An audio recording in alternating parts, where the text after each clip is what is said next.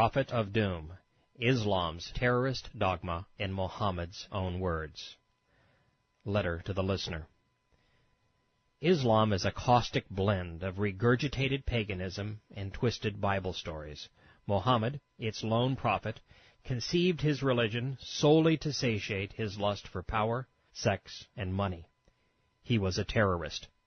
If you think these conclusions are shocking, wait until you hear the evidence. The critics of this work will claim that Prophet of Doom is offensive, racist, hate-mongering, intolerant, and unnecessarily violent. I agree, but I didn't write those parts.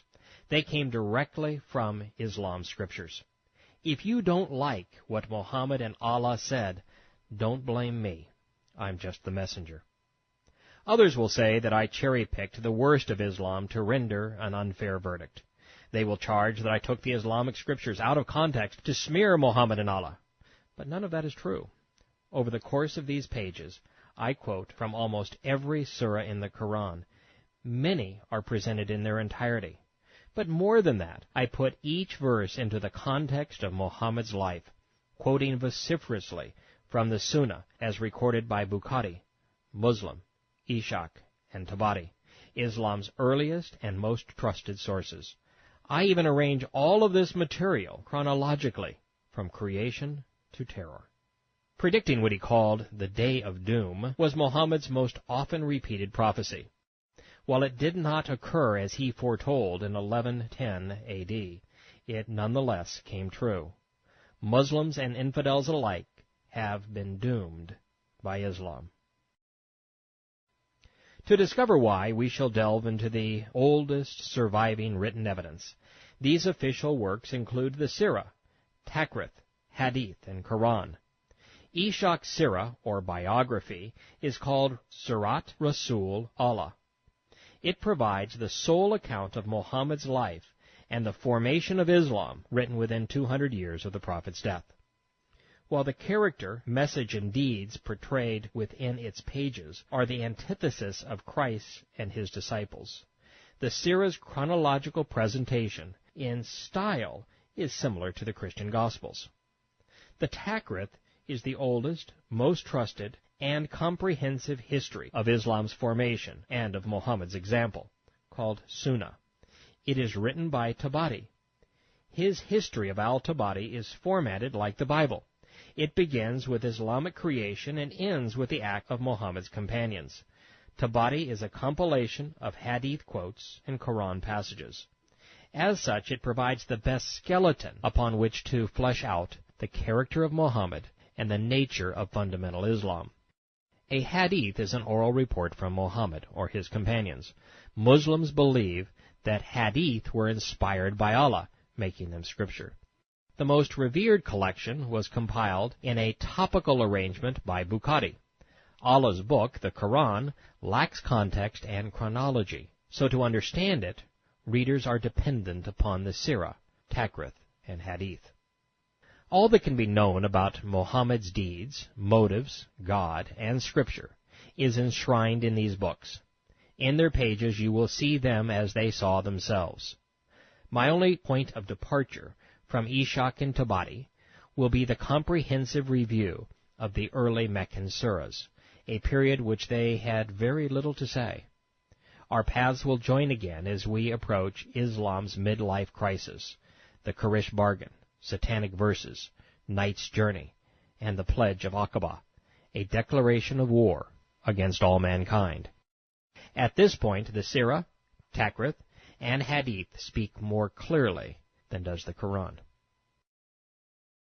So there will be no confusion. I have set passages from Islam scripture in boldface type.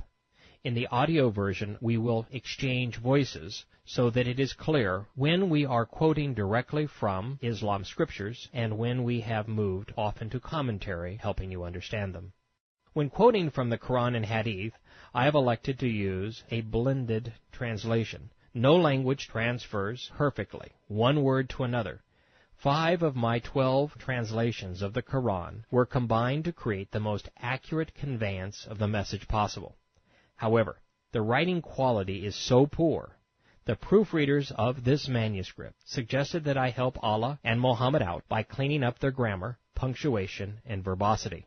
So for clarity and readability, I have trimmed their unruly word patterns and meaningless repetitions, being careful not to alter the meaning or message of any passage. I have elected to present Islam's original source material in juxtaposition to my own evaluation of its veracity. This format is similar to that used by the first English translators of Mein Kampf as they attempted to warn America about the dangers lurking in Hitler's manifesto. They, as I, found it necessary to hold the author accountable. A great deal was at stake then, as it is today. The last time the world was ignorant of such a hateful and violent doctrine, 55 million people died. If we don't shed our ignorance of Islam, many more will perish. My quest to understand Islam began on the morning of September 11th, 2001. I wanted to know why Muslim militants were killing us. So I went to ground zero for Islamic terror, Israel. The West Bank is home to more suicide bombers per capita than anywhere else on earth. I arranged to meet with the terrorists themselves. I asked members of Al-Qaeda, Islamic Jihad, Al-Aqsa Martyrs Brigade, and Hamas why they were killing us. They said, Islam, we are following Muhammad's orders. That adventure is recounted in Tea with Terrorists. It covers a wide range of material and serves as a companion volume, connecting fundamental Islam to terrorism. Prophet of Doom focuses strictly on what the Islamic scriptures have to say. So, could it be? Could a prophet and a religion be responsible for today's terrorist attacks? I have invested 10,000 hours in pursuit of that answer.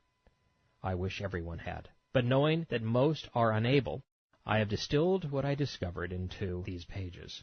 Now for a word of caution. This journey of discovery is ordered chronologically. It is not prioritized by relevance. Explaining the root cause of Islamic terror is the biggest priority, yet it is not exposed until the last half of the book. I want you to know Muhammad, Allah, and Islam before you judge their legacy. While Prophet of Doom is meticulously researched, documented, and accurate, it's written as if you and I were old friends, having a lively chat about the most important and lethal issue of our day. One last thought before you head down this perilous path. I pray that when you have reached the journey's end, you will share my heart for the plight of Muslims.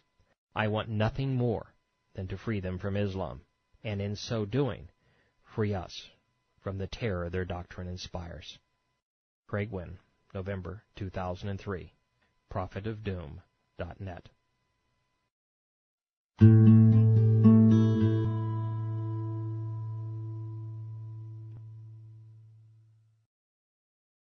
Documented references in Prophet of Doom were derived from English translations of the following ancient Islamic manuscripts.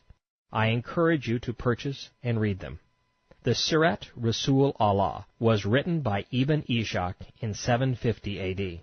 It has been edited and abridged by Ibn Hisham in 830 and translated by Alfred Ulim under the title The Life of Muhammad in 1955 by Oxford Press. The History of Al-Tabari was written by Abu Muhammad bin Al-Tabari between 870 and 920 A.D. His monumental work was translated and published in 1987 through 1997 by the State University of New York Press. I quote from volumes 1, 2, 6, 7, 8, and 9. Al-Bukhari's hadith called Sayyid al-Bukhari and the True Traditions was collected by Imam Bukhari in 850 A.D. I have used the collector's original nomenclature because the only printed English translation was abridged and erroneously numbered. Finally, I recommend that you acquire at least 3 of the following Quran translations: Ahmed Ali, Pickthall, Noble by Mushin Khan, Yusuf Ali, and Shakir. The oldest Quran fragments date to around 725 A.D., a century after they were first recited.